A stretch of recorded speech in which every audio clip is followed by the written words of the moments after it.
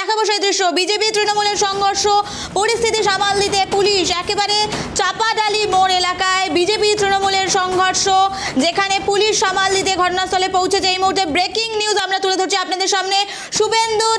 শুভেন্দু অধিকারীর কন্যা সুরক্ষা যাত্রায় মিছিল বারাসাতে, এবং সেখানেই কিন্তু তৃণমূল বিজেপির সংঘর্ষ। এই মুহূর্তে এক্সক্লুসিভ দৃশ্য আমরা তুলে ধরছি আপনাদের সামনে। চাপাডালি মোড়ে তৃণমূল বিজেপির সংঘর্ষ। আবারও বলি, চাপাডালি মোড়ে তৃণমূল বিজেপির সংঘর্ষ, পরিস্থিতি সামাল দিতে ঘটনাস্থলে পুলিশ। এই মুহূর্তে উত্তপ্ত রয়েছে পরিস্থিতি, যেখানে শুভেন্দু অধিকারীর কন্যা সুরক্ষা যাত্রা ছিল, সেই যাত্রায় কিন্তু এবার বিজেপি তৃণমূলের সংঘর্ষ।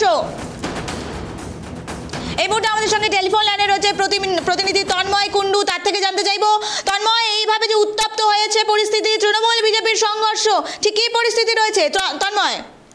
দেখো, আজকে কিন্তু শুভেন্দু অধিকারীর কন্যা সুরক্ষা যাত্রা ছিল, সেই মতো পরিস্থিতিতে কিন্তু সকাল থেকেই উত্তপ্ত ছিল বারাসাত চাপাডালি এলাকা।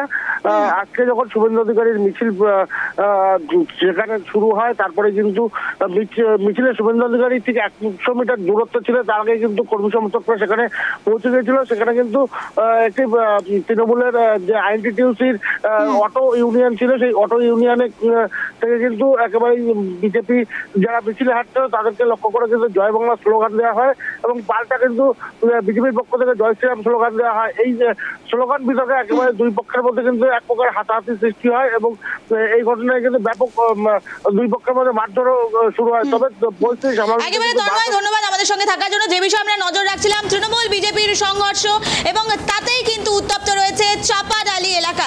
এখনকার জন্য এই পর্যন্ত। জেলার খবর, অন্যান্য গুরুত্বপূর্ণ খবরে আপডেট পেতে চোখ রাখুন ট্রাইব টিভি বাংলায়। ধন্যবাদ।